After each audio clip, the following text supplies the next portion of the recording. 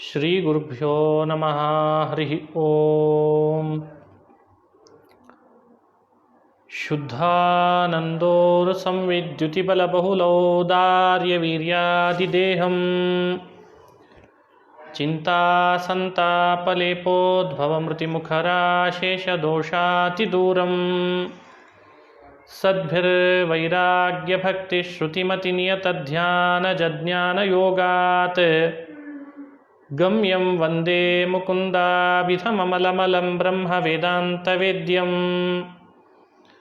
ಅಭ್ರಮಂ ಭಂಗರಹಿತಂ ಅಜಡಂ ವಿಮಲಂ ಸದಾ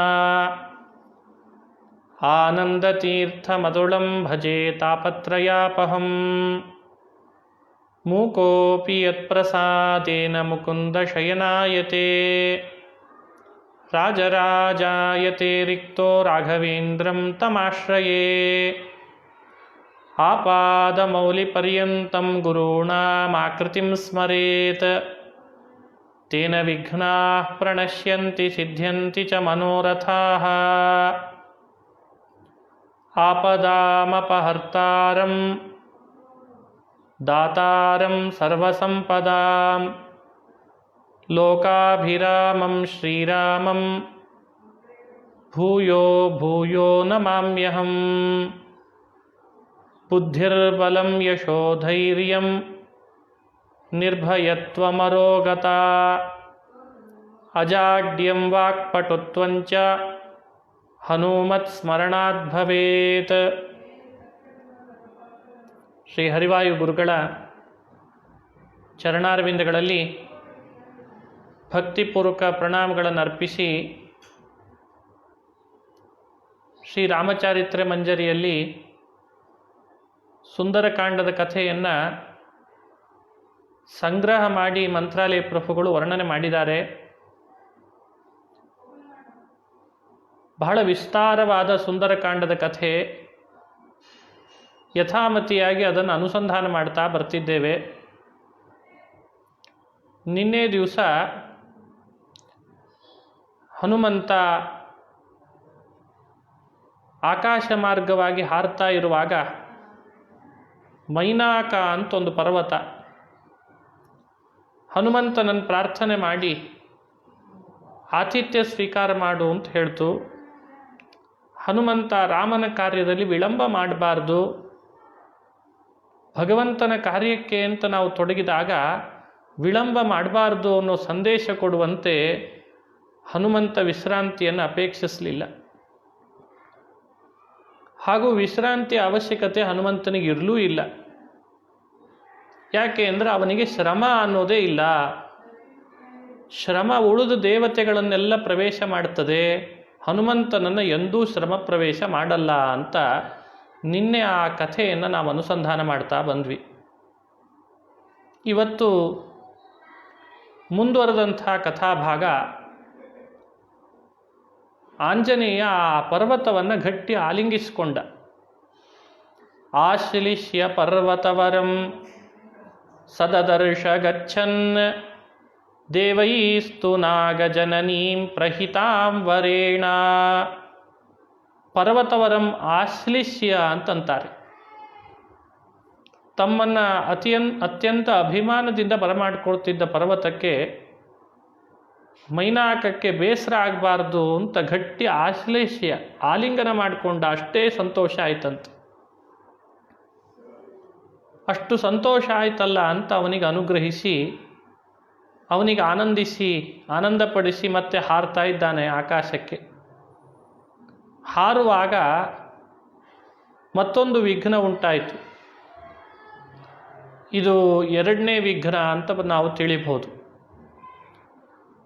ಆಂಜನೇಯ ಹಾರುವಾಗ ಎರಡನೇ ವಿಘ್ನ ಬಂತಂತೆ. ಯಾರದು ಅಂದರೆ ಕದ್ರು ಅಂತ ಒಬ್ಬಳು ಕಶ್ಯಪರ ಪತ್ನಿ. ಅವಳಿಗೆ ದೇವತೆಗಳು ಹೋಗಿ ಒಂದು ವರ ಕೊಟ್ಟಿದ್ರಂತೆ. ಸುರಸ ಅಂತ ಕರೀತಾರೆ ಅವಳನ್ನು, ಸುರಸ ಅಂತ. ನಾಗಗಳಿಗೆಲ್ಲ ಅವಳೇ ಜನನಿ, ತಾಯಿಯಾಗಿದ್ಲು. ವಿಷಜಂತುಗಳನ್ನು ಭೂಮಿಗೆ ತಂದು ಕೊಟ್ಟವಳು. ಕಶ್ಯಪರಿಂದ ಪ್ರಜಾಸಂತತಿ ಉತ್ಪತ್ತಿ ಆಯಿತು. ಆ ಪ್ರಜೆಗಳಲ್ಲಿ ನಾಗ ಅಂತ ಏನಿದ್ದಾವೆ, ನಾಗ ನಾನಾ ವಿಶೋಲ್ಬಣಾಹ ಅಂತಾರೆ. ಈ ನಾಗಗಳೆಲ್ಲ ಹುಟ್ಟಿದ್ದು ಇವಳಿಂದಲೇ ಅಂತೆ, ಸುರಸೆಯಿಂದ. ಈ ಸುರಸೆಗೆ ಒಂದು ವರ ಕೊಟ್ರಂತೆ ದೇವತೆಗಳೆಲ್ಲ. ಹನುಮಂತನ ಬಲ ಎಷ್ಟು ಅಂತ ಒಂದರ್ಥದಲ್ಲಿ ತಿಳಿಬೇಕು ಅನ್ನೋ ಜಿಜ್ಞಾಸೆ ದೇವತೆಗಳಿಗಿತ್ತಂತೆ. ತಾವು ತಿಳಿಬೇಕು ಅನ್ನೋದು ಒಂದು, ಹೀಗೆ ಜಗತ್ತಿಗೆ ಹನುಮಂತನ ಬಲ ಎಂಥದ್ದು ಅಂತ ತಿಳಿಸ್ಬೇಕು ಅನ್ನೋ ಕಳಕಳಿ ದೇವತೆಗಳಿಗೆ ಮತ್ತೊಂದು. ಹೀಗಾಗಿ ದೇವತೆಗಳು ಆ ಸುರಸೆಗೆ ವರ ಕೊಡುವಾಗ ಹೇಳ್ತಾರೆ, ನೀನು ಯಾವುದನ್ನು ಅಪೇಕ್ಷಿಸ್ತಿ ಅದೆಲ್ಲ ನಿನಗೆ ಭಕ್ಷ್ಯ ಆಗಲಿ ಅಂತಂದ್ರಂತೆ. ಯದ್ಯತ್ವಂ ಇಚ್ಛಸಿ ಭಕ್ಷ್ಯಮೇತು, ಅದೆಲ್ಲವೂ ನಿನಗೆ ಭಕ್ಷ್ಯ ಆಗಲಿ. ಭಾರೀ ಬಲಶಾಲಿ ಅವಳು. ಮೇಲಾಗಿ ಇಂಥ ವರ ಬೇರೆ ದೇವತೆಗಳು ಕೊಟ್ಟರು. ವರಬಲದಿಂದ ಅವಳು ಆ ಸಮುದ್ರದ ಮೇಲ್ಭಾಗಕ್ಕೆ ಹಾರ್ತಾ ಇದ್ದಂಥ ಹನುಮಂತನನ್ನು ತನ್ನ ಭಕ್ಷ್ಯದಂತೆ ಮಾಡಿಕೊಂಡು ಅವನನ್ನು ನುಂಗಿಬಿಡೋಣ, ಹನುಮಂತ ಏನು ಬಲ ತೋರಿಸ್ತಾನೆ ತೋರಿಸ್ಲಿ ಅಂತಿತ್ತಂತೆ. ಇದು ಎಂಥ ಚರಿತ್ರೆ ನೋಡ್ರಿ. ದೇವೈಸ್ತು ನಾಗಜನನೀಂ ಪ್ರಹಿತಾಂ ವರೇಣ ಜಿಜ್ಞಾಸುಭಿರ್ ನಿಜಬಲಂ ತವ ಭಕ್ಷಮೇತು ಯದ್ಯತ್ವಮಿಚ್ಛಸಿ ತದಿತ್ಯಮರೋದಿತಾಯಾಃ ಆಸ್ಯಂ ಪ್ರವಿಶ್ಯ ಸಪದಿ ಪ್ರವಿನಿಸೃತೋಸ್ಮಾತ್ ದೇವಾನನಂದಯದು ತಸ್ಸೃತಮೇಷು ರಕ್ಷನ್. ಇದನ್ನು ನಾವು ಗಮನಿಸಬೇಕು. ಈ ಸಂದರ್ಭದಲ್ಲಿ ಆ ನಾಗಜನನಿ ದೇವತೆಗಳು ಬರದಂತೆ ಹನುಮಂತನನ್ನು ತನ್ನ ಭಕ್ಷ್ಯ ಮಾಡಿಕೊಳ್ಳೋಣ ಅಂತ ಬಂದ್ಲಂತೆ. ಕಥೆ ಹೇಳ್ತಾರೆ, ಆ ನಾಗಜನನಿಗೆ ಹನುಮಂತನನ್ನು ನುಂಗೋಣ ಅಂತ ಆದಾಗ ಅಗಲವಾಗಿ ಬಾಯಿ ತೆಗಿತಾ ಇದ್ಲಂತ. ಅವಳು ಅಗಲವಾಗಿ ಬಾಯಿ ತೆಗಿತಾ ಇದ್ಲು. ಅವಳು 20 ಯೋಜನದಷ್ಟು ಅಗಲ ಬಾಯಿ ತೆಗೆದ್ರೆ ಆಂಜನೇಯ 40 ಯೋಜನದಷ್ಟು ಆಗಿತ್ತಂತೆ. ಅರೆ 40 ಯೋಜನ ಆಗ್ತೀಯಾ, ನಾನೇ ಇನ್ನೂ ಜಾಸ್ತಿ ಆಗ್ತೇನೆ ಅಂತ ಅವಳು ಮತ್ತಷ್ಟು ಯೋಜನ ಜಾಸ್ತಿ ತೆಗೆದ್ಲಂತೆ. ಅವಳು 80 ತೆಗೆದ್ರೆ ಇವನು ಇನ್ನೂ ಜಾಸ್ತಿ ಆದನಂತೆ. ಹೀಗೆ ಅವಳು ಎಷ್ಟೆಷ್ಟು ಬೆಳೆಸ್ತಾಳೆ ಇವನು ಅಷ್ಟಷ್ಟು ತನ್ನನ್ನು ಬೆಳೆದುಬಿಟ್ಟ. ಇದು ಯೋಗ ಶಕ್ತಿ ಅಂತಾರೆ. ಒಂದರ್ಥದಲ್ಲಿ ಸುಂದರಕಾಂಡ ಶ್ರವಣ ಮಾಡುವವರು ಹನುಮಂತನ ಯೋಗ ಪ್ರಭಾವವನ್ನು ಅನುಸಂಧಾನ ಮಾಡಬೇಕು. ದೇಹವನ್ನು ಕುಗ್ಗಿಸುವ, ಹಿಗ್ಗಿಸುವ, ದೇಹವನ್ನು ಹಗರು ಮಾಡುವ ಅಣಿಮ, ಮಹಿಮ, ಗರಿಮ, ಲಘಿಮ ಇದೆಲ್ಲ ಯೋಗದ ಶಕ್ತಿ. ಪ್ರಾಣದೇವರಿಗೆ ಇಂಥ ಯೋಗ ಶಕ್ತಿ ಎಲ್ಲ ಕರಗತವಾಗಿರ್ತದೆ. ಹಾಗಾಗಿ ಆಂಜನೇಯ ಪ್ರಾಣನ ಅವತಾರ. ಅವನಿಗೆ ದೇಹ ಬೆಳೆಸಲಿಕ್ಕೂ ಬರ್ತಿತ್ತು, ದೇಹ ಕುಗ್ಗಿಸ್ಲಿಕ್ಕೆ ಬರ್ತಿತ್ತು, ದೇಹವನ್ನು ಭಾರ ಮಾಡಲಿಕ್ಕೆ ಬರ್ತಿತ್ತು, ದೇಹವನ್ನು ಹಗುರು ಮಾಡಿಕೊಳ್ಳಿಕ್ಕೆ ಬರ್ತಿತ್ತು. ಇದೆಲ್ಲ ಯೋಗ ಶಕ್ತಿ ಅವರಲ್ಲಿದೆ. ಹಾಗಾಗಿ ದೇಹವನ್ನು ಬೆಳೆಸ್ತಾ ಇದ್ದಾನೆ. ಇದು ಸ್ವಾಭಾವಿಕ ಶಕ್ತಿ ಹನುಮಂತನಲ್ಲಿ. ಅವನು ಬೆಳೆಸ್ತಾ ಇರೋದು, ಅವನ ಬಲ ಎಲ್ಲ ಸ್ವಾಭಾವಿಕವಾದದ್ದು. ಆದರೆ ಅವಳು ಬಂದಿದ್ದಲ್ಲ ನಾಗಜನನಿ, ಅವಳಿಗೆ ದೇವತೆಗಳು ಕೊಟ್ಟ ವರದಿಂದ ಅವಳಿಗೆ ಬಲ ಬಂದಿತ್ತಷ್ಟೆ. ಇದೇ ವ್ಯತ್ಯಾಸ. ವರದಿಂದ ಬಂದವಳು, ಸ್ವಾಭಾವಿಕವಾದ ಬಲವುಳ್ಳವನು ಹನುಮಂತ. ಸ್ವಾಭಾವಿಕ ಬಲ ಹೇಗಿರ್ತದೆ ಅನ್ನೋ ಜಿಜ್ಞಾಸೆ ದೇವತೆಗಳಿಗಿತ್ತಂತೆ. ಹಾಗಾಗಿ ಜಿಜ್ಞಾಸುಭಿರ್ ನಿಜ ಬಲಂ ಅಂತಾರೆ. ಹನುಮಂತನ ಸ್ವಾಭಾವಿಕ ಬಲ ಎಂಥದ್ದು ಅಂತ ನೋಡಬೇಕು, ಅದರ ಬಗ್ಗೆ ಜಿಜ್ಞಾಸೆ ಇತ್ತಂತವರಿಗೆ. ಹೀಗಾಗಿ ಅಗಲ ಬಾಯಿ ಮಾಡ್ತಾ ಹೋದ್ಲು. ಹನುಮಂತನು ಅಗಲವಾಗಿದ್ದ, ಇವಳು ತುಂಬ ಅಗಲಿಸಿದ್ಲಂತೆ ಬಾಯಿ. ಕೆಲವರು ಬಾಯಿ ಭಾಳ ಅಗಲಿಸ್ತಾರೆ. ಬಾಯಿ ಭಾಳ ಅಗಲಿಸಿದರೆ ಸಮಸ್ಯೆ ಏನು ಅಂದರೆ ಮರಳಿ ಮುಚ್ಚೋದು ಕಷ್ಟ ಆಗ್ತದೆ ಅನ್ನೋ ಎಚ್ಚರಿಕೆ ಇರಬೇಕು ಬಾಯಿ ಅಗಲ ಮಾಡೋರಿಗೆ. ಅಗಲ ಬಾಯಿ ಮಾಡೋದು ಅಂದರೆ ನಿಮ್ಮ ಈ ಮೌತನ್ನು ಅಗಲ ಮಾಡೋದು ಅಷ್ಟೇ ಅಲ್ಲ. ಈ ಮೌತ್ ಏನಿದೆ ಅದು ಅಗಲ ಮಾಡೋದು ಅಷ್ಟೇ ಅಲ್ಲ. ನಾನಾ ಕಡೆಯಲ್ಲಿ ಹೇಳ್ತಿರ್ತಾರೆ, ಬಾಯಿ ಹರಿಬಿಟ್ಟ, ನಾಲಿಗೆ ಹರಿಬಿಟ್ಟ, ಬಾಯಿ ಬಹಳ ದೊಡ್ಡದು ಅಂತಿರ್ತಾರಲ್ಲ. ಈ ಅರ್ಥದಲ್ಲಿಯೂ ಈ ಶಬ್ದವನ್ನು ನಾವು ತಿಳಿಬೋದು. ಇಲ್ಲಿ ಅಗಲ ಮಾಡಲಿಕ್ಕೆ ಬರ್ತದೆ ಅಂತ ಬಾಯಿ ಅಗಲ ಮಾಡಿಬಿಟ್ಲು. ಅದನ್ನು ಮಾಡಿಸಿದ ಹನುಮಂತ ತಾನು ಬೆಳೆದು ತಕ್ಷಣಕ್ಕೆ ಒಂದು ಸಣ್ಣ ರೂಪ ತಗೊಂಡು ಆ ಬಾಯಿ ಒಳಗೆ ಪ್ರವೇಶ ಮಾಡಿ ಸುರಸೆ ಬಾಯಿ ಒಳಗೆ ಹೋಗಿ ವಾಪಸ್ ಹೊರಗೆ ಬಂದಂತೆ. ಇದು ಎಂಥ ಶಕ್ತಿ!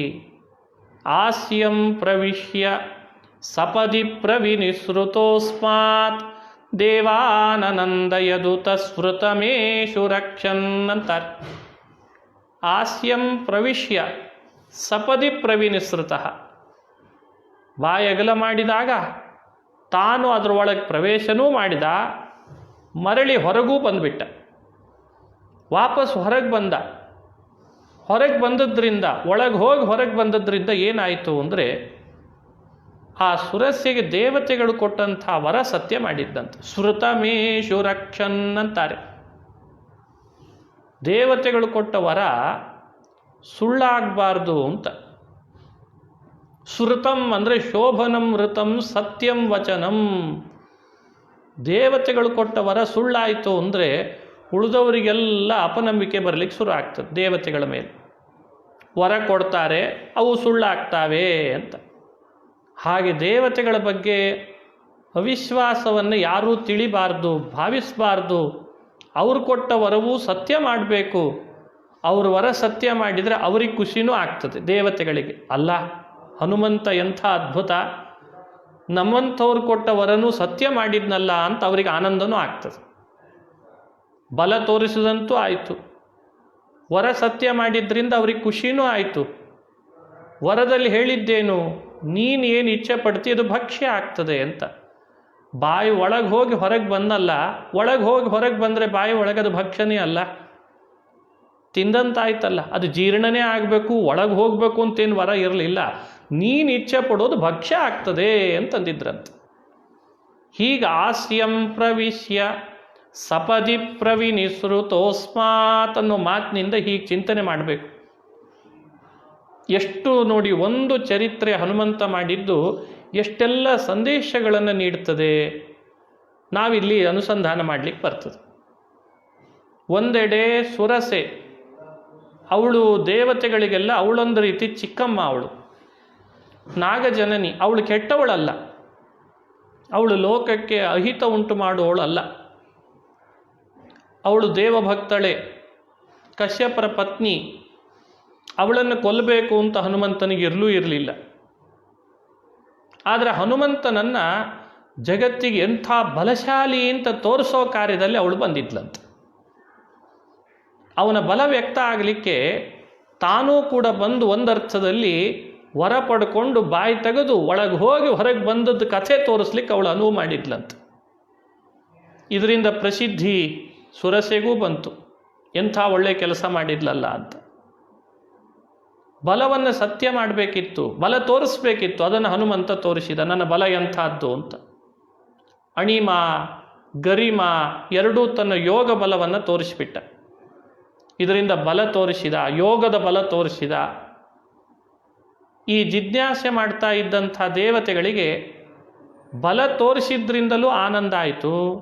ಅವರು ಕೊಟ್ಟ ವರ ಸತ್ಯ ಮಾಡಿದ್ನಲ್ಲ, ವರ ಸುಳ್ಳು ಮಾಡಲಿಲ್ಲಲ್ಲ. ಒಂದು ವೇಳೆ ಬಾಯಿ ಒಳಗೆ ಹೋಗದೆ ಹೋಗಿದ್ರೆ ಹನುಮಂತ, ಅವರ ವರ ಸುಳ್ಳಾಗ್ತಿತ್ತು. ಹಾಗೆ ವರ ಸುಳ್ಳು ಮಾಡದೆ ಸತ್ಯ ಮಾಡಿದ್ನಲ್ಲ ಅಂಥೇಳು ಆನಂದ ಪಡಿಸಿದ್ನಂತ. ಅದಕ್ಕೆ ದೇವಾನ್ ಆನಂದಯದುತ ಸ್ಮೃತಮೇಶು ರಕ್ಷನ್, ದೇವತೆಗಳನ್ನು ಆನಂದಪಡಿಸಿದ, ದೇವತೆಗಳನ್ನು ಖುಷಿಪಡಿಸಿದ ಅಂತಾರೆ. ಜಿಜ್ಞಾಸ ಮಾಡಿದ ದೇವತೆಗಳಿಗೆ, ಬಲ ಜಿಜ್ಞಾಸೆ ಮಾಡಿದ ದೇವತೆಗಳಿಗೆ ಹನುಮಂತ ಕೊಟ್ಟಂಥ ಫಲ ಏನು ಅಂದರೆ ಆನಂದ ಕೊಟ್ಟ ಅಂತದು ಈ ಶ್ಲೋಕ. ಹಾಗಾದರೆ ನಾವು ನೀವುಗಳು ವಾಯುದೇವರ ಬಲ ಜಿಜ್ಞಾಸೆ ಮಾಡಿದರೆ, ದೇವತೆಗಳು ಬಲ ಜಿಜ್ಞಾಸ ಮಾಡಿ ಆನಂದ ಪಡೆದಂತೆ ನಾವು ವಾಯು ಬಲ ಜಿಜ್ಞಾಸೆ ಮಾಡಿದರೆ ಆನಂದ ಪಡಿತೇವೆ ಅಂತ ಸಂದೇಶ ಕೊಡ್ತದೆ. ನಾವು ಸುಮ್ಮನೆ ಕೂಡಬಾರ್ದು. ಶಾಸ್ತ್ರಗಳು ವಿಧಾನ ಮಾಡ್ತಾವೆ, ಬ್ರಹ್ಮ ಜಿಜ್ಞಾಸೆ ಮಾಡಿದರೆ ಮೋಕ್ಷ ಪಡಿತೇವೆ. ಅದಕ್ಕೆ ಓಂ ಓಂ ಅಥಾತೋ ಬ್ರಹ್ಮ ಜಿಜ್ಞಾಸ ಅಂತ. ಬ್ರಹ್ಮ ಜಿಜ್ಞಾಸೆ ಮಾಡ್ರಿ, ಬ್ರಹ್ಮ ಜಿಜ್ಞಾಸೆ ಮಾಡ್ರಿ ಅಂತ ವಿಧಾನ ಮಾಡ್ತದೆ. ಹಾಗೆ ಇಲ್ಲಿ ಈ ಶ್ಲೋಕದಲ್ಲಿ ನೀವು ಗಮನಿಸಬಹುದು, ಬ್ರಹ್ಮ ಜಿಜ್ಞಾಸೆನೂ ಮಾಡಬೇಕು. ಬ್ರಹ್ಮನ ಭಕ್ತನಾದ ಪರಬ್ರಹ್ಮ, ಬ್ರಹ್ಮನ ಸಾಕ್ಷಾತ್ ಪ್ರತೀಕನಾದ ವಾಯುದೇವರ ಜಿಜ್ಞಾಸೆಯನ್ನು ಮಾಡಬೇಕು. ಹಾಗಾಗಿ ಮನುಷ್ಯ ದೇವರ ಕರುಣೆ, ದೇವರ ಅನುಗ್ರಹ, ದೇವರು ಎಲ್ಲೆಡೆ ವ್ಯಾಪಿಸಿದಾನೆ, ದೇವರು ಇಲ್ಲದ ಜಾಗ ಇಲ್ಲ, ಭಗವಂತ ಎಲ್ಲದಕ್ಕೂ ಕರ್ತ, ಎಲ್ಲದಕ್ಕೂ ಪ್ರೇರೇಪಕ, ಎಲ್ಲವನ್ನ ನಿಂತು ಒಳಗಿಂದ ಮಾಡಿಸುವವ, ಈ ಎಲ್ಲ ಅನುಸಂಧಾನ ಭಗವಂತನ ಬಗ್ಗೆ ನಾವು ಹೇಗೆ ಮಾಡ್ತೇವೋ, ಮುಮುಕ್ಷುಗಳಾದವರು, ಸಂಸಾರದಿಂದ ಮುಕ್ತಿ ಬಯಸೋರು ವಾಯುದೇವರ ಬಗ್ಗೆನೂ ಇದೇ ರೀತಿ ಮಾಡ್ತಾ ಬರಬೇಕಂತ. ನಮ್ಮ ದೇಹದೊಳಗೆ ವಾಯು ಇದ್ದಾನೆ, ಉಸಿರಾಡಿಸ್ತಾನೆ, ಎಲ್ಲ ದೇವತೆಗಳನ್ನು ಪ್ರೇರಣೆ ಮಾಡ್ತಾನೆ, ಅವನ ಬಲ ಇನ್ಯಾವ ದೇವತೆಗಳಿಗೂ ಇಲ್ಲ, ಅದಕ್ಕೆ ಆತ ದೇವೋತ್ತಮನಾಗಿದ್ದಾನೆ, ಎಲ್ಲ ರೀತಿ ಕರ್ಮಗಳನ್ನು ನಮ್ಮಿಂದ ನಡೆಸ್ತಾನೆ, ಅವನ ಬಲವನ್ನು ದೇವತೆಗಳೂ ಕೂಡ ಊಹಿಸ್ಲಿಕ್ಕೆ ಸಾಧ್ಯ ಇಲ್ಲ, ಅಷ್ಟು ಅಪಾರವಾದ ಬಲ ಅವನದು. ಹೀಗೆ ದೇವತೆಗಳು ಕೂಡ ಆ ಬಲ ಜಿಜ್ಞಾಸೆ ಮಾಡಿ ಆನಂದ ಪಡೆದ್ರು ಅಂತ ಹೇಳುವ ಮಾತು, ನಾವು ವಾಯುದೇವರ ಬಲ ಜಿಜ್ಞಾಸೆ, ಜ್ಞಾನ ಜಿಜ್ಞಾಸೆ, ಅವರ ಗುಣಚಿಂತನೆ ನಾವು ಮಾಡಿದರೆ ನಾವು ಆನಂದ ಪಡಿತೇವೆ ಅನ್ನೋ ಸಂದೇಶವನ್ನು ಇಲ್ಲಿ ಚಿಂತನೆ ಮಾಡಿಸ್ತಾರೆ. ಹಾಗಾಗಿ ಪ್ರತಿಯೊಬ್ಬನೂ ಕೂಡ ಮುಮುಕ್ಷುವಾಗಿದ್ದಾನೆ ಅಂದರೆ ದೇವತೆಗಳು ಮಾಡಿದಂತೆ ವಾಯು ಜಿಜ್ಞಾಸೆ, ವಾಯುಬಲ ಜಿಜ್ಞಾಸೆಯನ್ನು ಮಾಡಬೇಕು. ಇಲ್ಲಿ ಬಲ ಹೇಳಿದ್ದಾರೆ ಖರೆ, ಬರೀ ಬಲ ಅಲ್ಲ, ಉಪಲಕ್ಷಣೆಯ ಅವರ ಬಲ ಎಂಥದ್ದು, ಅವರ ಜ್ಞಾನ ಎಂಥದ್ದು, ಅವರ ನಡೆ, ಅವರ ನುಡಿಗಳು. ಅದೇ ವಾಯು ಹನುಮನಾದಂತೆ ಮಧ್ವನಾದ, ಮಧ್ವಾಚಾರ್ಯನಾದಾಗ ಅವರ ನುಡಿ ನೋಡಿ, ಅಲ್ಲೆಲ್ಲ ಬಲ, ಇಲ್ಲೆಲ್ಲ ನುಡಿ, ವಾಕ್ಯ. ಆ ವಾಕ್ಯಗಳನ್ನು ಚೆನ್ನಾಗಿ ಜಿಜ್ಞಾಸೆ ಮಾಡಿದರೂ ಕೂಡ ಹನುಮ ಬಲ ಜಿಜ್ಞಾಸೆ ಮಾಡಿದ ದೇವತೆಗಳ ಆನಂದ ಪಡೆದ್ರು, ಮಧ್ವ ವಾಕ್ಯ ಜಿಜ್ಞಾಸೆ ಮಾಡಿದರೆ ನಾವು ಆನಂದ ಪಡೀಲಿಕ್ಕೆ ಸಾಧ್ಯ. ಈ ಸಂದೇಶವನ್ನು ನಮಗಿಲ್ಲಿ ಅನುಸಂಧಾನ ಮಾಡಿಸ್ತಾರೆ. ಇನ್ನು ಭಕ್ಷ್ಯ ಮಾಡ್ಕೊಳ್ಳಿಕ್ಕೆ ಹೊರಟವಳು ಸುರಸೆ, ಅವಳಿಗೇನೂ ಮಾಡಲಿಲ್ಲ, ಆಂಜನೇಯ ಏನೂ ಮಾಡಲಿಲ್ಲ. ಅವಳಿಗೆ ಗೊತ್ತಿತ್ತು ಸರ್ವಜ್ಞ, ಇದು ದೇವತೆಗಳು ಕಳಿಸಿದ್ದಾರೆ, ಅವರಿಗೇನೋ ಅಪೇಕ್ಷೆ ಇದೆ ನನ್ನಿಂದ, ನನ್ನ ಬಲ ನೋಡಬೇಕು ಅಂತ ಅಪೇಕ್ಷೆ ಪಡ್ತಿದ್ದಾರೆ, ಹೀಗಾಗಿ ಅವಳಿಗೇನು ಮಾಡಬಾರ್ದು ಅಂಥೇಳಿ ಆ ಸಮಯದೊಳಗೆ ಏನೂ ಸುರಸೆಗೆ ಏನೂ ಮಾಡದೇನೆ ಅವಳ ಅಪೇಕ್ಷೆಗೆ ಅನುಗುಣವಾಗಿ ಬಾಯಿ ಒಳಗೆ ಹೋದ, ಹೊರಗೆ ಬಂದ್ಬಿಟ್ಟು. ಹೀಗೆ ಹನುಮಂತನ ಚರಿತ್ರೆಯನ್ನು ನಾವು ಚಿಂತನೆ ಮಾಡುವಾಗ ಈ ರೀತಿ ಆ ಸುರಸೆಯ ಕಥೆಯನ್ನು ನಾವು ಅನುಸಂಧಾನ ಮಾಡಬೇಕು. ಇಲ್ಲಿ ಇನ್ನೊಂದು ರಹಸ್ಯ ಏನು ಅಂದರೆ, ದೇವತೆಗಳ ವರವನ್ನು ಕೂಡ ಹನುಮ ಸತ್ಯ ಮಾಡ್ತಾನೆ ಅಂತ ಬಂತು. ದೇವತೆಗಳ ವರ ಸತ್ಯ ಮಾಡಬೇಕಾದ್ರೆ ಹನುಮ ದೇವೋತ್ತಮನಾಗಿರಬೇಕಲ್ವೇ? ಹಾಗಾಗಿ ದೇವತೆಗಳ ವರ ಸತ್ಯ ಮಾಡೋ ಶಕ್ತಿ ಹನುಮಂತನಿಗಿದೆ ಅಂದರೆ ಅರ್ಥ ನಾವು ಚಿಂತನೆ ಮಾಡಬೇಕು. ನಮ್ಮ ಜೀವನದೊಳಗೂ ಕೂಡ ನಮ್ಮ ಈ ದೇಹದೊಳಗೆ ಎಲ್ಲ ದೇವತೆಗಳು, ಅವತ್ತು ಸುರಸೆಗೆ ವರ ಕೊಟ್ಟವ್ರು ಯಾರ್ಯಾರೋ ಆ ಎಲ್ಲ ದೇವತೆಗಳು ನಮ್ಮ ದೇಹದೊಳಗಿದ್ದಾರೆ. ನಿನ್ನೆ ಅದನ್ನು ನಾನು ವಿಸ್ತಾರ ಮಾಡಿ ತಿಳಿಸಿದ್ದೇನೆ. ಯಾವ್ಯಾವ ದೇವತೆಗಳು ದೇಹದ ಯಾವ್ಯಾವ ಇಂದ್ರಿಯಗಳಲ್ಲಿದ್ದಾರೆ, ಕಣ್ಣಿನಲ್ಲಿ ಯಾರು, ಮೂಗಿನಲ್ಲಿ ಯಾರು, ನಾಲಿಗೆಯಲ್ಲಿ ಯಾರು, ವಾಗೀಂದ್ರಿಯದಲ್ಲಿ ಯಾರು, ಎಲ್ಲ ದೇವತೆಗಳು ಕೂಡ ವಾಯುಬಲ ಜಿಜ್ಞಾಸೆ ಮಾಡಿ ಸುರಸೆಗೆ ವರ ಕೊಟ್ಟು ಕಳಿಸಿದವರೆಲ್ಲ ನಮ್ಮ ದೇಹದೊಳಗಿದ್ದಾರೆ. ಆ ದೇವತೆಗಳು ವರ ಕೊಟ್ಟದ್ದು ಸತ್ಯ ಮಾಡಿದ ಹಾಗೆ ನಮ್ಮ ದೇಹದೊಳಗಿರೋ ದೇವತೆಗಳು ಕೂಡ ಅವತ್ತು ಸುರಸೆಗೆ ವರ ಕೊಟ್ಟದ್ದನ್ನು ಸತ್ಯ ಮಾಡಿದಂತೆ ನಮಗೂ ವರ ಕೊಡ್ತಿರ್ತಾರೆ. ಏನು ದೇವತೆಗಳ ವರ ಅಂದರೆ, ನಮ್ಮೊಳಗಿದ್ದ ದೇವತೆಗಳು ನಮಗೂ ಕೊಡೋ ವರ ಅಂದರೆ ಯಾವುದು? ಯಾವುದನ್ನು ನೋಡಬೇಕು ಅಂತ ಅನಿಸಿರ್ತದೆ ಅದನ್ನೇ ನೋಡಿಸ್ರಿ ಅಂತ ನಾವು ದೇವತೆಗಳನ್ನು ವರ ಕೇಳಬೇಕಂತೆ ದಿನನಿತ್ಯ. ಹೇ ಕಣ್ಣಿನ ದೇವತೆ, ನನ್ನ ಕಣ್ಣಿನಿಂದ ಇವತ್ತು ನೋಡಬಾರ್ದದ್ದನ್ನು ನೋಡಿಸ್ಬೇಡ, ಯಾವುದು ನೋಡಬೇಕು ಅಂತಿದೆ ಅದನ್ನು ನೋಡಿಸು ಅಂತ ಸೂರ್ಯನನ್ನು ನಾವು ಕೇಳಬೇಕಂತೆ ವರ. ಅದನ್ನು ಅವನು ವರ ಕೊಡ್ತಾನೆ, ಸತ್ಯ ಮಾಡೋ ಕೆಲಸ ವಾಯುದೇವರು ಮಾಡ್ತಾರೆ. ಎಂಥ ಅದ್ಭುತ ನೋಡ್ರಿ. ಹಾಗೆ ಕಿವಿ, ಹೇ ಕಿವಿಯ ದೇವತೆ, ಶ್ರೋತ್ರಾತ್ಮ ದೇವತೆ, ಕಿವಿಯಿಂದ ಕೇಳಿಸ್ಬಾರ್ದದ್ದನ್ನು ಕೇಳಿಸ್ಬೇಡ. ಖಾಲಿ ಕೂಡ್ತಿದ್ದೇವೆ, ಏನೋ ಕೇಳಿಬಿಟ್ರೆ ತಪ್ಪಾಗ್ತದೆ, ಕೇಳಬಾರ್ದದ್ದು ಕೇಳಬೇಡ. ಹೀಗೆ ಕಿವಿಯ ದೇವತೆಯನ್ನು ಕೇಳ್ಕೊಳ್ಬೇಕಂತ. ಹಾಗೆ ವಾಗೀಂದ್ರಿಯದ ದೇವತೆ, ಮಾತು, ಅಗ್ನಿ, ನನ್ನ ಬಾಯಿಯಿಂದ ಆಡಬಾರ್ದದ್ದನ್ನು ಆಡಿಸ್ಬೇಡ. ಇವೆಲ್ಲ ದೇವತೆಗಳನ್ನು ನಾವು ವರ ಕೇಳಬೇಕಂತ. ಅವತ್ತು ಸುರಸೆಗೆ ವರ ಕೊಟ್ಟದ್ರಿಂದ ಹೇಗೆ ವಾಯು ಸತ್ಯ ಮಾಡಿದ್ನೋ, ಇವತ್ತು ನಮಗೆ ಈ ತತ್ವಾಭಿಮಾನಿ ದೇವತೆಗಳು ವರ ಕೊಟ್ಟರೆ ಅದನ್ನು ಸತ್ಯ ಮಾಡಲಿಕ್ಕೆ ಒಳಗಡೆ ಉಸಿರಿನ ದೇವತೆಯಾಗಿ ವಾಯು ಇರ್ತಾನೆ. ಇದನ್ನು ನಾವು ಅನುಸಂಧಾನ ಮಾಡಲಿಕ್ಕೆ ಬರ್ತದೆ. ನಮೋವಸ್ ತಾತ್ವಿಕಾ ದೇವಾಹ ವಿಷ್ಣು ಭಕ್ತಿ ಪರಾಯಣಾಹ ಧರ್ಮ ಮಾರ್ಗೆ ಪ್ರೇರಯಂತು ಭವಂತ ಸರ್ವಯೇವ ಹೀ ಅಂತಾರೆ ಹಿರಿಯರು. ತತ್ವಮಾನಿ ದೇವತೆಗಳೇ, ನನ್ನನ್ನು, ಈ ನನ್ನ ಕಣ್ಣು, ಕಿವಿ, ಮೂಗು, ಬಾಯಿಗಳನ್ನು ಧರ್ಮದ ದಾರಿಯಲ್ಲಿ ಹೋಗುವಂತೆ ನೀವು ವರ ಕೊಡ್ರಿ, ನೀವು ಅದನ್ನು ಪ್ರೇರಣೆ ಮಾಡಿರಿ, ಆ ರೀತಿ ಆಗುವಂತೆ ಪ್ರೇರಣೆ ಮಾಡಿರಿ. ಹೀಗೆ ಅವರನ್ನು ನಾವು ವರ ಕೇಳಿಕೊಂಡ್ರೆ ಆ ವರ ಸತ್ಯ ಮಾಡಿ ಅವರನ್ನು ಆನಂದಪಡಿಸಿ ನಮ್ಮನ್ನೂ ಆನಂದಪಡಿಸುವಂಥ ಕಾರ್ಯ ಒಳಗಿರುವಂಥ ವಾಯು ಮಾಡ್ತಾನೆ. ಹೀಗೆ ತತ್ವವನ್ನು ಈ ಸಂದರ್ಭದೊಳಗೆ ವರ ಕೊಟ್ಟು ಕಳಿಸಿದ್ರು ಸುರಸೆಯನ್ನು. ಆ ರೀತಿ ವರ ಸತ್ಯ ಮಾಡಿ ದೇವತೆಗಳಿಗೆ ಆ ಆನಂದ ಉಂಟು ಮಾಡಿದ ಅನ್ನೋ ಕಥೆ ನಮಗೆ ಸಂದೇಶ ಕೊಡ್ತದೆ. ದೃಷ್ಟ್ವಾ ಸುರ ಪ್ರಣಯಿತಾಂ ಬಲಮಸ್ಯ ಚೋಗ್ರಂ ದೇವಾಃ ಪ್ರತುಷ್ಟುರಮುಂ ಸುಮನೋಭಿವೃಷ್ಟ್ಯಾ ತೈರಾದೃತಃ ಪುನರಸೌ ವಿಯತೈವ ಗಚ್ಚನ್ ಛಾಯಾಗ್ರಹಂ ಪ್ರತಿ ದದರ್ಶ ಚ ಸಿಂಹಿಕಾಖ್ಯಂ. ಸುರಪ್ರಣಯಿತಾಂ ದೃಷ್ಟ್ವಾ ಅಂತಾರೆ. ದೇವತೆಗಳು ಕಳಿಸಿದವಳು ಇವಳು, ದೇವತೆಗಳೇ ಕಳಿಸಿದ್ದಿವಳನ್ನು.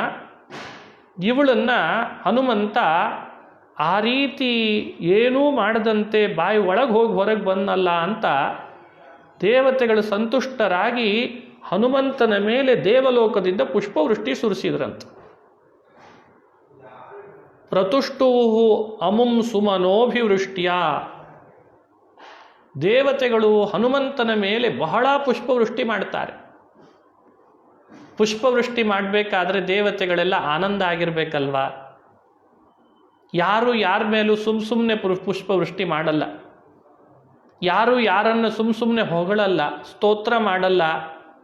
ನೋಡಿ, ಸುಂದರಕಾಂಡದಲ್ಲಿ ಎಲ್ಲ ದೇವತೆಗಳು ಆಂಜನೇಯನ ಮೇಲೆ ಪುಷ್ಪವೃಷ್ಟಿಗರೆದರು ಅನ್ನೋ ಸಂಗತಿಯನ್ನು ತಿಳಿಸ್ತಾರೆ. ದೇವತೆಗಳೇ ಪುಷ್ಪವೃಷ್ಟಿ ಮಾಡಬೇಕಾದ್ರೆ ದೇವತೆಗಳಿಗಿಂತ ಆಂಜನೇಯ ಉತ್ತಮ ಆಗಿರಬೇಕಲ್ವೇ? ಅವನು ಉತ್ತಮ ಆಗದೆ ಇದ್ದರೆ ಅವ್ರು ಯಾಕೆ ಪುಷ್ಪವೃಷ್ಟಿ ಮಾಡ್ತಿದ್ರು? ಸ್ತೋತ್ರ, ಪುಷ್ಪವೃಷ್ಟಿ, ನಮಸ್ಕಾರ ಇವೆಲ್ಲ ಸುಮ್ಮನೆ ಯಾರೂ ಮಾಡಲ್ಲ. ಈ ಯುಕ್ತಿಯಿಂದಲಾದರೂ ದೇವತೆಗಳಿಗಿಂತ ಆಂಜನೇಯ ಉತ್ತಮ ಅನ್ನೋದನ್ನು ತಿಳಿಬೇಕು. ಕೆಲವು ಕಡೆ ನಾವು ಇತ್ತೀಚೆಗೆ ಅಪಾರ್ಥ ಮಾಡ್ಕೊಳ್ತಿದ್ದೇವೆ ಕೆಲವು ಮಾಧ್ಯಮಗಳಿಂದ. ಅವುಗಳು ತೋರಿಸೋದು ಹಾಗೆ ತೋರಿಸ್ತಿದ್ದಾವೆ. ಹನುಮಂತನನ್ನು ಶಿವನ ಅವತಾರ ಅಂತ ತೋರಿಸ್ಲಿಕ್ಕೆ ಶುರು ಮಾಡಿದ್ದಾರೆ. ಶಿವ ಎಲ್ಲಿ, ಆಂಜನೇಯ ಎಲ್ಲಿ? ವೇದ, ಉಪನಿಷತ್ತು, ಪುರಾಣ, ಇತಿಹಾಸ ಸರಿಯಾದ ದಾರಿಯಲ್ಲಿ ಅರ್ಥೈಸ್ಕೊಳ್ಬೇಕು, ಅವುಗಳನ್ನು ನಿರ್ಣಯಿಸ್ಕೊಳ್ಬೇಕು. ಎಲ್ಲೋ ಏನೋ ಮಾತುಗಳು ಬಂದಿರ್ತಾವೆ ಅಂತ ಸಂಸ್ಕೃತ ಮಾತ್ರ ತಿಳಿದು ಅವುಗಳ ಸರಿಯಾದ ತಾತ್ಪರ್ಯ ತಿಳಿದೇ ಶಿವನ ಅವತಾರ ಹನುಮಂತ ಅಂತ ಎಲ್ಲ ಕಡೆಯಲ್ಲಿ ಸಾರಿಬಿಟ್ರೆ ಇದು ತತ್ವಗಳಿಗೆ ಮಾಡುವ ಅಪಚಾರ ಅಂತ ಆಗ್ತದೆ.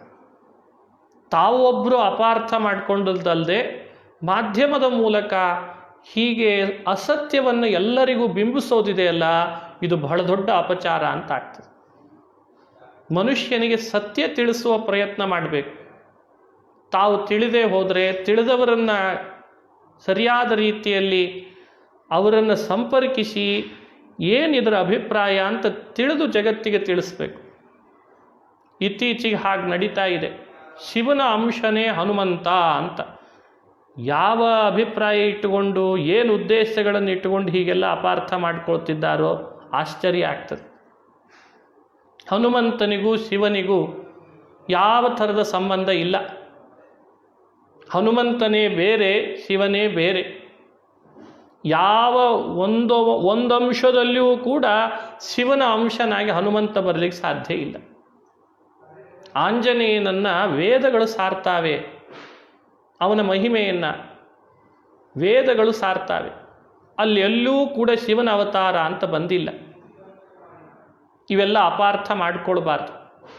ಅದಕ್ಕೆ ದೇವಾ ಪ್ರತುಷ್ಟೋ ರಮಂ ಸುಮನೋಭಿವೃಷ್ಟ್ಯ ಅನ್ನುವಂಥ ಮಾತಿದೆಯಲ್ಲ, ದೇವತೆಗಳು ಬಹಳ ಸಂತುಷ್ಟರಾಗಿ ಆಂಜನೇಯನ ಮೇಲೆ ಪುಷ್ಪವೃಷ್ಟಿಗರೆದರು ಅನ್ನುವಂಥ ಏನು ಅಂಶ ಇದೆ, ಪುಷ್ಪವೃಷ್ಟಿಗರಿಬೇಕಾದರೆ ದೇವತೆಗಳು ಪ್ರೀತರಾಗಿದ್ದರು.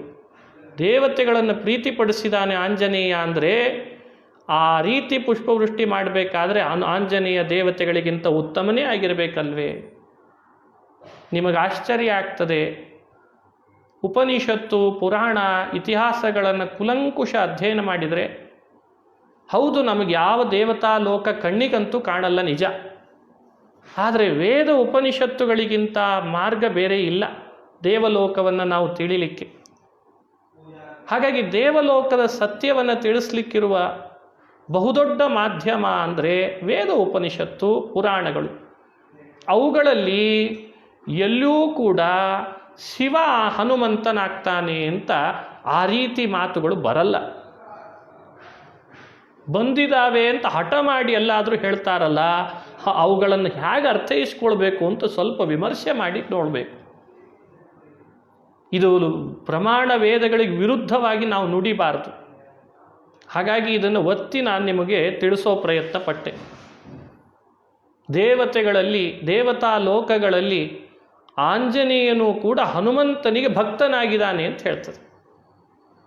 ಪುರಾಣ ಇತಿಹಾಸಗಳನ್ನು ತೆಗೆದು ನೋಡ್ರಿ, ಆಶ್ಚರ್ಯ ಆಗ್ತದೆ. ವಾಯುದೇವರನ್ನು ಮಹರುದ್ರದೇವರು ಎಷ್ಟೋ ಕಲ್ಪದವರೆಗೂ, ಸುಮಾರು 40 ಕಲ್ಪದ ತನಕ ವೇದ ಓದಲಿಕ್ಕೆ ಅಂತ ಗುರುಗಳನ್ನು ಮಾಡಿಕೊಂಡ್ರು ಅಂತ ಹೇಳ್ತದೆ. 40 ಕಲ್ಪ ವಾಯುದೇವರ ಹತ್ರ ಶಿಷ್ಯರಾಗಿ ವೇದಾಧ್ಯಯನ ಮಾಡ್ತಾರಂತೆ ರುದ್ರದೇವರು.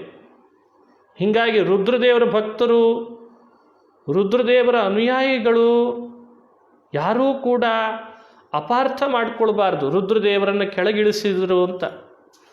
ಆದರೆ ರುದ್ರದೇವರ ಮಹಿಮೆ ಬಹಳ ದೊಡ್ಡದು, ಇಲ್ಲ ಅಂತಲ್ಲ. ಆದರೆ ವಾಯುದೇವರ ಶಿಷ್ಯತ್ವವನ್ನು ರುದ್ರದೇವರು ವಹಿಸ್ತಾರೆ ಹೊರತು ರುದ್ರದೇವರ ಅಂಶರು ಯಾವತ್ತೂ ವಾಯುದೇವರು, ಹನುಮಂತ ಆಗಲಾರ.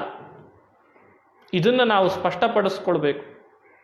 ಆ ಎಲ್ಲ ರುದ್ರಾದಿ ದೇವತೆಗಳು ಬಂದು ಕೈ ತುಂಬ ಹೂ ರಾಶಿ ಹಿಡಿದು ಉತ್ತಮನಾದಂಥ ವಾಯುವಿಗೆ ಇವನೇ ಜ್ಯೇಷ್ಠ, ಇವನೇ ಶ್ರೇಷ್ಠ, ಇವನೇ ಬಲಿಷ್ಠ, ಇವನಿಗಿಂತ ನಾವಲ್ಲ ಅಂತ ಪುಷ್ಪವೃಷ್ಟಿ ಮಾಡಿ ನಾವೇನು ಬಲ ಜಿಜ್ಞಾಸೆ ಮಾಡ್ತಿದ್ವಿ ನಮಗೆ ಸಂತೋಷ ಕೊಡ್ತು, ಎಂಥ ಅಪಾರ ಬಲ ಅಂತ ಅವನನ್ನು ಆನಂದದಿಂದ ಸ್ತೋತ್ರ ಮಾಡಿ ಹೋದ್ರಂತೆ. ಹೀಗೆ ಸುಂದರಕಾಂಡದ ಕಥೆ ಪ್ರಾಸಂಗಿಕವಾಗಿ ಅನುಸಂಧಾನ ಮಾಡ್ತಾ ಬಂದರೆ ಒಂದೊಂದು ಅಂಶ ಯುಕ್ತಿಯುಕ್ತವಾಗಿ ಹನುಮಂತನ ಮಹಿಮೆಯನ್ನು ಮತ್ತಷ್ಟು ಚೆನ್ನಾಗಿ ನಮಗೆ ಗಟ್ಟಿ ಮಾಡ್ತದೆ, ಸಾರ್ತದೆ. ಅವನ ಜೀವೋತ್ತಮತೆಯನ್ನು, ದೇವೋತ್ತಮತೆಯನ್ನು ಸಾರ್ತದೆ. ಇದು ಅನುಸಂಧಾನಕ್ಕೆ ಬರಬೇಕಾದದ್ದು. ಇದಾದ ಮೇಲೆ ಆ ಆಕಾಶ ಮಾರ್ಗವಾಗಿ ಮತ್ತೆ ಹೊರಟ. 2ನೇ ವಿಘ್ನ ಪರಿಹಾರ ಆಯಿತು. ಇದು ಸ್ವಾಭಾವಿಕ ಬಲದಿಂದ ಪರಿಹಾರ ಮಾಡಿಕೊಂಡ. ಹನುಮಂತನ ಸ್ವಾಭಾವಿಕ ಬಲದಿಂದಲೇ ತಾನೇ ಈ ಸುರಸೆಯನ್ನು ಪರಿಹಾರ ಮಾಡಿಕೊಂಡದ್ದು ವಿಘ್ನವನ್ನು. ಇಲ್ಲಿ ಯಾವ ವರಬಲದಿಂದ ಅಲ್ಲ. ಮತ್ತೆ ಪ್ರಯಾಣ ಮಾಡ್ತಾನೆ ಆಕಾಶದಲ್ಲಿ ಹೋಗುವಾಗ ಮತ್ತೊಂದು ವಿಘ್ನ ಬಂತಂತೆ. ಇದು 3ನೇ ವಿಘ್ನ. ನೋಡಿ, ಹನುಮಂತ ರಾಮನ ಸೇವೆ ಮಾಡಲಿಕ್ಕೆ ಹೊರಟಾಗ ಎಷ್ಟು ವಿಘ್ನ ಅನುಭವಿಸಿದ್ದಾನೆ, ಆದರೆ ಬಿಡಲಿಲ್ಲ. ಅದಕ್ಕೆ ಅವನನ್ನು ವೀರ ಅಂತ ಕರೀತಾರೆ. ಅಲ್ಲಲ್ಲಿ ವೀರದೂತ ಅಂತಾರೆ. ವೀರ ಅಂತ ಯಾರನ್ನು ಕರಿಬೇಕು?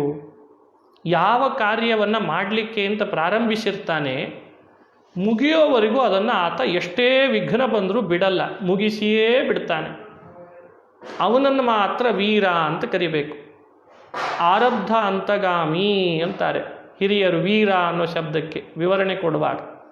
ಯಾವ ಕಾರ್ಯ ಆರಂಭಿಸ್ತಾನೆ ಅದು ಮುಗಿಯೋವರೆಗೂ ಮಾಡ್ತಾನೆ.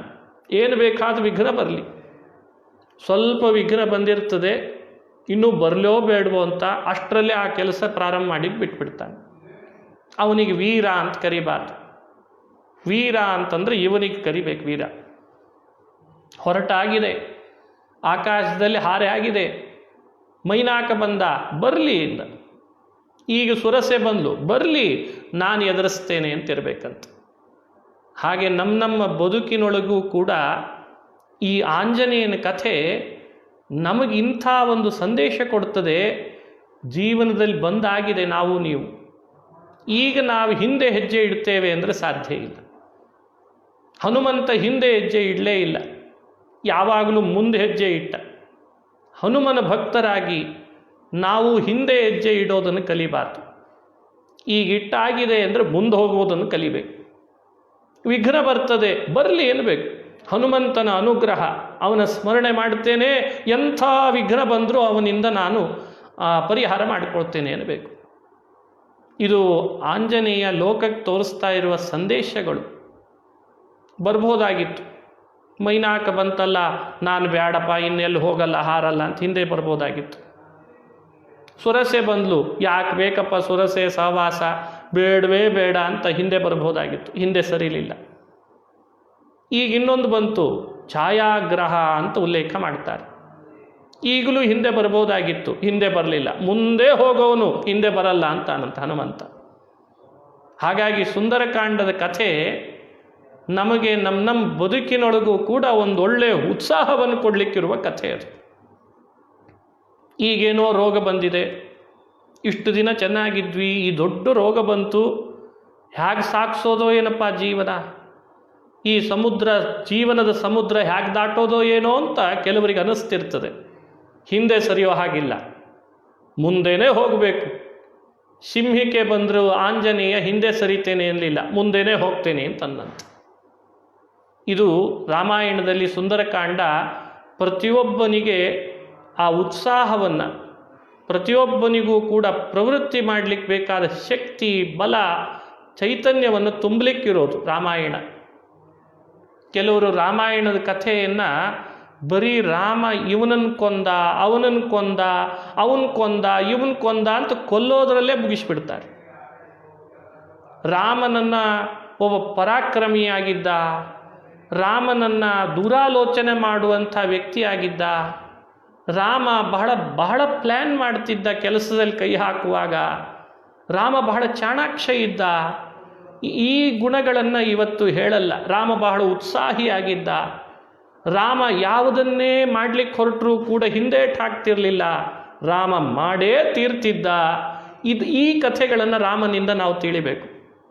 ರಾಮ ಹನುಮರ ಕಥೆ ಮಾನವ ಕುಲಕ್ಕೆ ಉತ್ಸಾಹಿಗಳನ್ನು, ಸಶಕ್ತರನ್ನು ಮಾಡಲಿಕ್ಕಿರುವ ಕಥೆಗಳೇ ಹೊರತು ರಾಮ ಹನುಮರ ಕಥೆ ಯಾವುದೋ ಒಂದು ಸ್ವಾರ್ಥ ಪ್ರವೃತ್ತಿಯನ್ನು ಹುಟ್ಟಿಸ್ಲಿಕ್ಕಿರುವ ಕಥೆ ಅಲ್ಲ. ಹಾಗಾಗಿ ಇವರಿಬ್ಬರ ಕಥೆ ಕೇಳುವಾಗ ಮೈ ರೋಮಾಂಚನ ಆಗಬೇಕು, ಮತ್ತಷ್ಟು ಉತ್ಸಾಹಿಗಳಾಗಬೇಕು. ಹಾಗಾಗಿ ಸುಂದರಕಾಂಡ ಹನುಮನ್ ಕಥೆ ಶ್ರವಣ ಮಾಡ್ತೇವೆ ಅಂದರೆ ಹನುಮನಲ್ಲಿರುವ ಆ ಉತ್ಸಾಹ ನಮ್ಮಲ್ಲಿ ಬರುವಂತೆ ನಾವು ಅನುಸಂಧಾನ ಮಾಡಬೇಕು. ಪ್ರಾರ್ಥನೆ ಮಾಡಿ ಆ ಉತ್ಸಾಹ ಕೊಡು, ಆ ರೀತಿ ನಿನ್ನಲ್ಲಿರುವ ಬಲ ನಮಗೆ ಕೊಡು. ಅವನ ಬಲ ಪೂರ್ಣ ಬರಲ್ಲ, ಒಂದು ಅಂಶ ಕೊಟ್ಟರೆ ಸಾಕು, ಒಂದು 1/4 ಕೊಟ್ಟರೆ ಸಾಕು. ಹಾಗಾಗಿ ಹನುಮನ್ ಕಥೆ ಶ್ರವಣ ಮಾಡುವವರಿಗೆ ಈ ದೃಷ್ಟಿ ಇರಬೇಕು ಯಾವಾಗಲೂ ಕೂಡ. ಆ ದೃಷ್ಟಿ ಇರಲಿ ಅಂಥೇಳಿ, ಆ ದೃಷ್ಟಿ ಬರಲಿ ಅಂಥೇಳಿ ವಿಸ್ತಾರವಾಗಿ ಸುಂದರಕಾಂಡದಲ್ಲಿ ಹನುಮಂತನ ಕಥೆ ಹೇಳ್ತಾರೆ. ಹೀಗೆ ಹನುಮ ಬಂದಂಥ ಆ ಸಿಂಹಿಕಾ ಅನ್ನೋ ಗ್ರಹ ಏನಿದೆ ಅವನೇನು ಅಂಜಲಿಲ್ಲ, ಹೆದರಲಿಲ್ಲ, ಬರಲಿ ಎಂದ. ರಾವಣ ತನ್ನ ಪಟ್ಟಣ ಬಂಗಾರದ ಪಟ್ಟಣ ಅಂತ ಬಂಗಾರದ ಪಟ್ಟಣವನ್ನು ಕಾಯಬೇಕಲ್ಲ, ಅದಕ್ಕೆ ಇಂತಿಂಥ ಕೆಲವು ರಾಕ್ಷಸಿಯರನ್ನು ಸುತ್ತಲೂ ಯೋಜನೆ ಮಾಡಿಕೊಂಡಿದ್ದಂತೆ, ಪಟ್ಟಣದ ಸುತ್ತಲೂ. ಅವನು ಆ ರೀತಿ ತನ್ನ ಪಟ್ಟಣಕ್ಕೆ ರಕ್ಷಣೆ ಇಟ್ಟುಕೊಂಡಿದ್ದ ರಾವಣ. ಭಾರಿ ಚಾಣಾಕ್ಷ, ಭಾರಿ ಬಲಶಾಲಿ, ಬುದ್ಧಿವಂತ. ರಾವಣ ಅಂದರೆ ಏನು, ಭಾರಿ ದಡ್ಡ ಅಂತ ಅಷ್ಟು ಅಲುಗಳಿಬಾರ್ದು ರಾವಣನನ್ನು. ಭಾರಿ ಬುದ್ಧಿವಂತ ಅವನು. ಎಲ್ಲೆಲ್ಲಿ ಯಾರ್ಯಾರು ಯಾವ್ಯಾವ ಥರದ ಬಲಶಾಲಿಗಳು ಅಂತ ಮೊದಲೇ ಅನಾಲಿಸಿಸ್ ಮಾಡಿದ್ದ. ಹೀಗಾಗಿ ಇವಳನ್ನು ಕರ್ಕೊಂಡು ಬಂದು ಲಂಕೆಯ ಸುತ್ತಲೂ ನೀನಿರು, ನಿನಗೆ ಅಂತ ವರ ಇದೆ, ಹೀಗಾಗಿ ನನಗೆ ಅನುಕೂಲ ಆಗ್ತದೆ, ನೀನಿರು ಅಂತ ಅವಳನ್ನು ತನ್ನ ಸೇವಕಿಯನ್ನು ಮಾಡಿ ತಂದಿಟ್ಟಿದ್ನಂತೆ. ಏನು ಅವಳಿಗೆ ವರ, ಏನು ಅವಳ ಶಕ್ತಿ ಅಂದರೆ, ಯಾರನ್ನಾದರೂ ಆಕಾಶದಲ್ಲಿ ಹೋಗ್ತಿದ್ರೆ ಲಂಕೆ ಕಡೆಗೆ ಹಾರ್ತಾ ಇದ್ದರೆ ಲಂಕೆಗೆ ರಕ್ಷಣೆ, ಲಂಕೆಗೆ ಪ್ರೊಟೆಸ್ಟ್ ಮಾಡಬೇಕು, ಲಂಕೆಯನ್ನು ರಕ್ಷಣೆ ಮಾಡಬೇಕು. ಸೆಕ್ಯೂರಿಟಿ ಅವಳು, ಪ್ರೊಟೆಸ್ಟ್ ಅಲ್ಲ ಸೆಕ್ಯೂರಿಟಿ. ಹಾರುವಾಗ ಹಾರೋರ ನೆರಳು ಹಿಡಿದು ತನ್ನ ಬಾಯಲ್ಲಿ ಆಹಾರ ಮಾಡ್ಕೊಳ್ತಿದ್ಲಂತೆ. ಅವರ ನೆರಳು ಎಳಿತಾ ಇದ್ಲಷ್ಟೇ, ಆ ನೆರಳು ಎಳೆದು ಬಿಟ್ಟರೆ ಅವರೂ ಬಂದುಬಿಡ್ತಿದ್ರು. ಅದಕ್ಕೆ ಅವಳಿಗೆ ಛಾಯಾಗ್ರಹ ಅಂತ ಹೆಸರಂತೆ. ಅವಳ ನಿಜವಾದ ಹೆಸರು ಸಿಂಹಿಕಾ ಅಂತ, ಛಾಯಾಗ್ರಹ ಅಂತ ಅವಳ ಕೆಲಸ ಅದಿತ್ತಂತೆ, ಅವಳ ಪ್ರವೃತ್ತಿ. ಹೀಗಾಗಿ ಯಾರೇ ಲಂಕೆಗೆ ಹಾರ್ತಾರೆ ಸಮುದ್ರದ ದಾರಿಯಲ್ಲಿ ಅಂದರೆ ಅವಳ ಬಾಯಿಗೆ ಬಿದ್ದು ಬಿಡ್ತಿದ್ರಂತೆ. ಇವಳು ಹನುಮಂತನನ್ನು ನೋಡಿದ್ಲು, ಆಕಾಶದಲ್ಲಿ ಹಾರ್ತಿದ್ದ. ಸರಿ ಸಿಕ್ಕ ಬಾ ಅಂತ ಅವನ ನೆರಳು ಹಿಡಿದು ಎಳಿತೇನೆ ಅಂತ ಹೊರಟಳು. ನೆರಳು ಹಿಡಿದು ಎಳಿಲಿಕ್ಕೆ ಹೋಗ್ತಾಳೆ. ಹನುಮಂತ ಬಂದ. ಗೊತ್ತಿತ್ತು ಅವನಿಗೆ ಛಾಯಾಗ್ರಹ ಬಂದಿದೆ ಅಂತ ಗೊತ್ತಾಯಿತು. ಭಾರೀ ಸಾಮರ್ಥ್ಯ, ಏನು ಅಪಾರವಾದ ಸಾಮರ್ಥ್ಯ ಹನುಮಂತಂದು. ಅವಳು ಎಳೆದಾಗ ಎಳೆದದ್ದಕ್ಕೆ ಬಂದ. ಏನು ಮಾಡಿದ ಅಂದರೆ ಹತ್ರ ಬಂದು ಅವಳ ದೇಹವನ್ನು ಸೀಳಿದ್ನಂತೆ.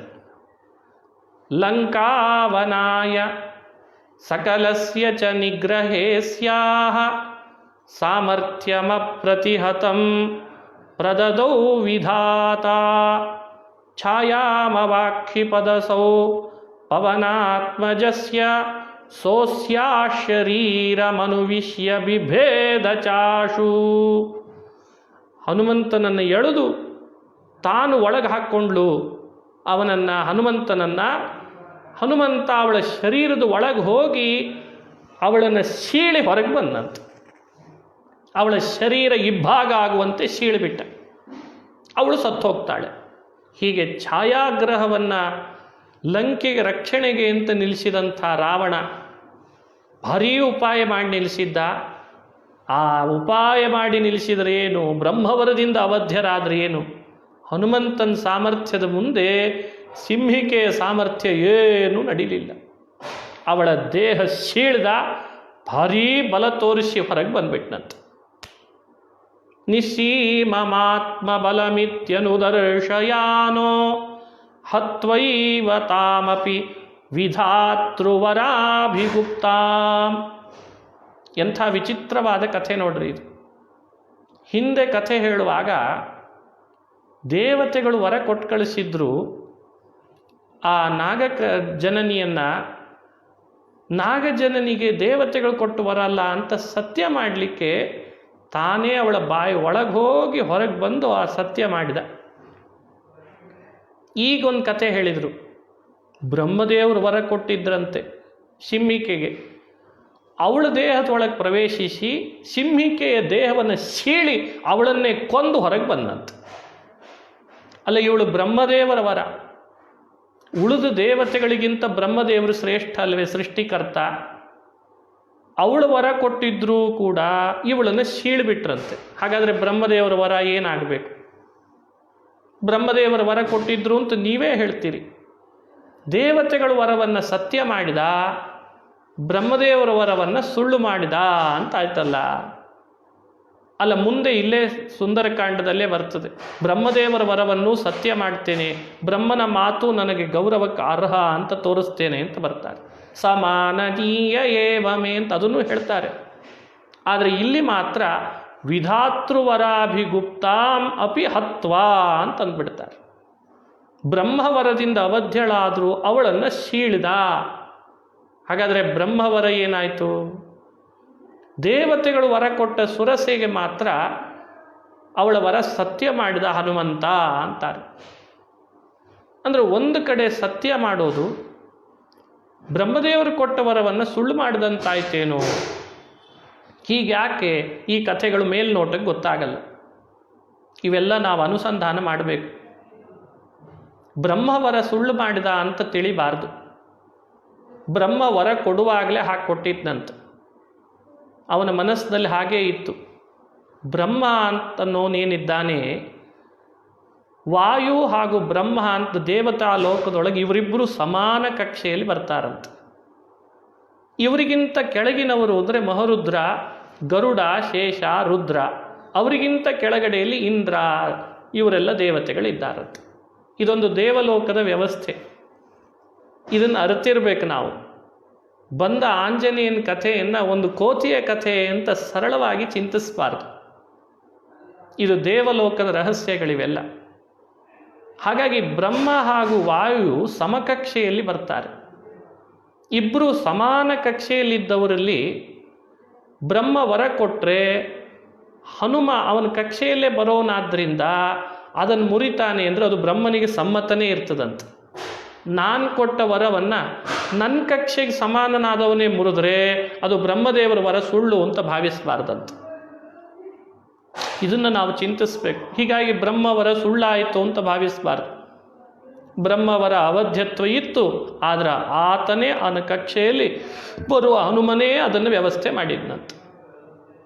ಇದು ಒಂದು ಅಭಿಪ್ರಾಯ.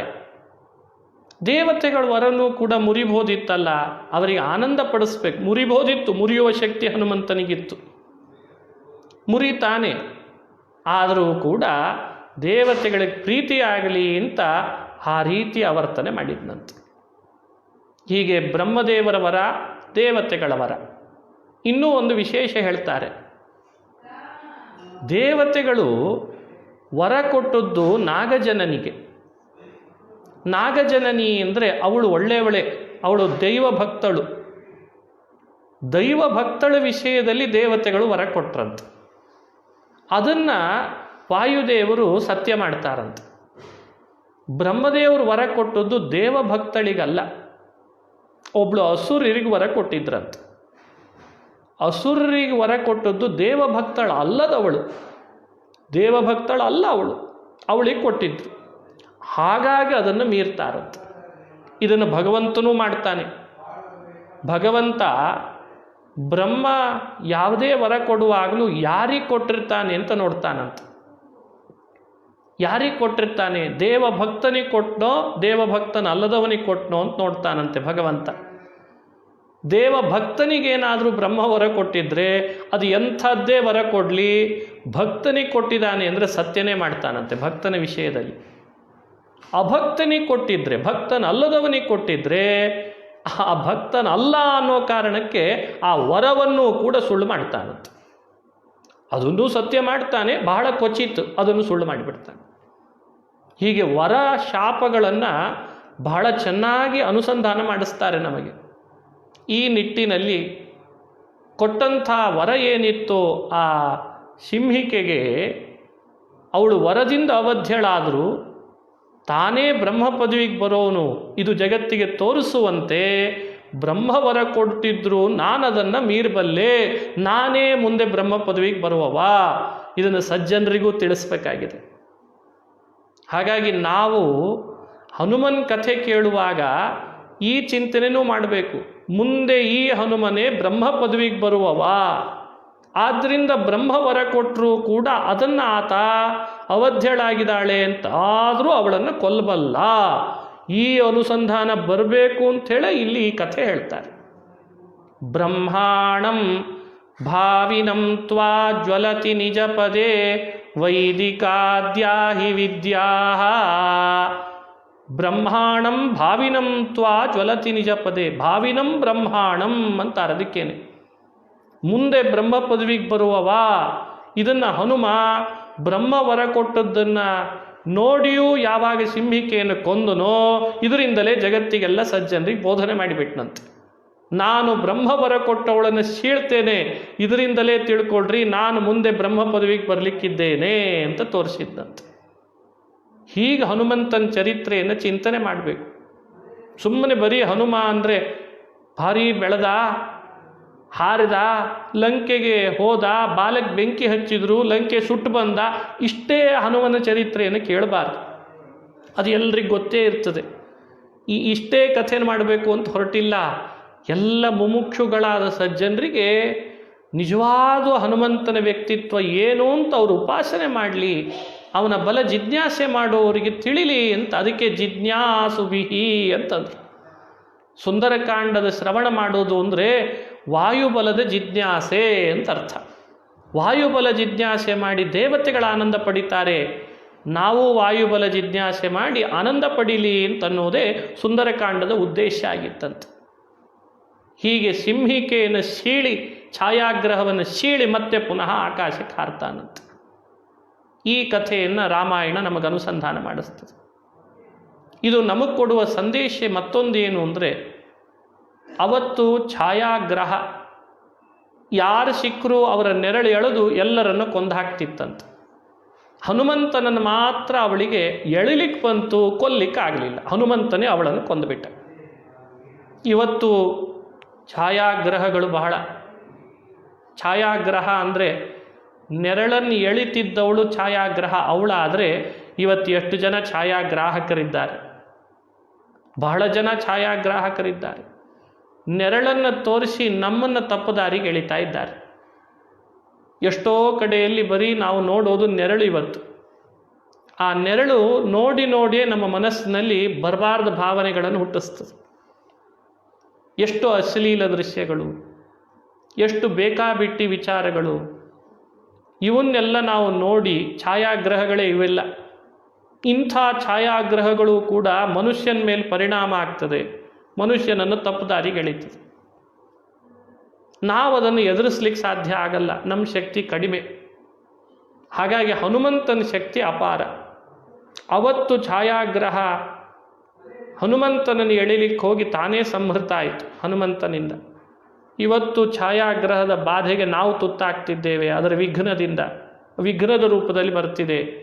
ಹನುಮಂತನ ಕಥಾಶ್ರವಣದಿಂದ ಈ ಎಲ್ಲ ಛಾಯಾಗ್ರಹಗಳ ನಾಶ ಆಗಿ ನಮಗೆ ನಿರ್ವಿಘ್ನತೆ ಉಂಟಾಗಲಿ ಅಂತ ಪ್ರಾರ್ಥನೆ ಮಾಡಬೇಕು. ಇದು ಒಂದರ್ಥ. ಇನ್ನೊಂದರ್ಥ, ಹನುಮ ಸೀತೆಯನ್ನು ನೋಡಲಿಕ್ಕೆ ಹೊರಟಾಗ ಅವನ ಹಾರಾಟ, ಅವನ ಹೋಗುವ ವೇಗ ತಡೆಗಟ್ಟಬೇಕು ಅಂತ ಛಾಯಾಗ್ರಹ ಪ್ರತಿಬಂಧಕ ಆಯಿತು. ಇವತ್ತು ನಮ್ಮ ಬದುಕಿನಲ್ಲಿ ನಾವು ನಮ್ಮ ಜೀವನದ ಸಾಗರ ದಾಟ್ಲಿಕ್ಕೆ ಹೊರಟಿದ್ವಿ. ಇವತ್ತು ಮಹಾರೋಗ ಅನ್ನೋ ಛಾಯಾಗ್ರಹ ನಮ್ಮನ್ನು ತಡೀತಾ ಇದೆ. ಈ ರೋಗದ ಛಾಯಾಗ್ರಹ ನಮ್ಮನ್ನೂ ನುಂಗು ಹಾಕ್ಲಿಕ್ಕೆ ಬರ್ತಾ ಇದೆ. ನಾವು ಶರಣು ಹೋಗಬೇಕಾಗಿರೋದು ಮಹಾ ಸಾಮರ್ಥ್ಯ ಇರುವಂತಹ ಹನುಮಂತನನ್ನೇ. ಹಾಗಾಗಿ ಹನುಮನನ್ನು ಶರಣು ಹೋದರೆ ಮಾತ್ರ ಈ ಮಹಾರೋಗದಿಂದ ನಾವೆಲ್ಲ ದೂರ ಆಗ್ಲಿಕ್ಕೆ ಸಾಧ್ಯ. ಇವತ್ತು ಛಾಯಾಗ್ರಹವನ್ನು ಸೀಳಿದ ಹನುಮಂತನ ಕಥೆ ಏನು ಕೇಳಿದ್ವಿ, ಅದೇ ಹನುಮಂತ ಈ ಮಹಾರೋಗ ಅನ್ನೋ ಛಾಯಾಗ್ರಹವನ್ನು ಸೀಳಿ ನಮ್ಮನ್ನು ರಕ್ಷಿಸಲಿ ಅಂತ ಹನುಮನ ಪ್ರಾರ್ಥನೆಯನ್ನೇ ನಾವು ಈ ಸಂದರ್ಭದಲ್ಲಿ ಮಾಡಬೇಕು. ಆ ರೀತಿ ಹನುಮನ ಪ್ರಾರ್ಥನೆಯನ್ನು ಮಾಡ್ತಾ, ಸ್ಮರಣೆ ಮಾಡ್ತಾ ಇವತ್ತಿನ ಉಪನ್ಯಾಸವನ್ನು ಮುಕ್ತಾಯ ಮಾಡ್ತಾ ಇದ್ದೇವೆ. ಬುದ್ಧಿರ್ಬಲಂ ಯಶೋಧೈರ್ಯಂ ನಿರ್ಭಯತ್ವಂ ಅರೋಗತಾ ಅಜಾಡ್ಯಂ ವಾಕ್ಪಟುತ್ವಂಚ ಹನುಮತ್ ಸ್ಮರಣಾತ್ ಭವೇತ್.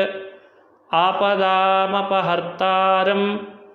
ದಾತಾರಂ ಸರ್ವಸಂಪದಾಂ ಲೋಕಾಭಿರಾಮಂ ಶ್ರೀರಾಮಂ ಭೂಯೋ ಭೂಯೋ ನಮಾಮ್ಯಹಂ. ಹನುಮನ ಸ್ಮರಣೆ, ರಾಮನ ಸ್ಮರಣೆಯನ್ನು ಮಾಡಿ ಇವತ್ತಿನ ಉಪನ್ಯಾಸವನ್ನು ಮುಕ್ತಾಯ ಮಾಡ್ತಾ ಇದ್ದೇನೆ. ನಾಳೆ ಹನುಮ ಹೇಗೆ ಲಂಕೆಗೆ ಬಂದ, ಲಂಕೆಯಲ್ಲಿ ಪ್ರವೇಶಿಸುವಾಗ ಮಧ್ಯದಲ್ಲಿ ಲಂಕಿಣಿ ಅಂತ ಒಬ್ಬಳು ಅಡ್ಡಗಟ್ಟಿದ್ಲು, ಮತ್ತೊಂದು ವಿಘ್ನ. ಈಗ ಹೇಳಿದಂಥ ಸಿಂಹಿಕೆ ಇದು 3ನೇ ವಿಘ್ನ. 4ನೇದ್ದು ಲಂಕಿಣಿ ಅನ್ನೋ ವಿಘ್ನ. ಅದನ್ನೂ ಹನುಮಂತ ದಾಟಿ ಒಳಗೆ ಪ್ರವೇಶ ಮಾಡಿ ಸೀತೆಯನ್ನು ಕಂಡು ಬರ್ತಾನೆ ಅನ್ನೋ ಚರಿತ್ರೆ ಏನಿದೆ, ನಾಳೆ ದಿವಸ ಅನುಸಂಧಾನ ಮಾಡೋಣ ಅಂತ ಹೇಳ್ತಾ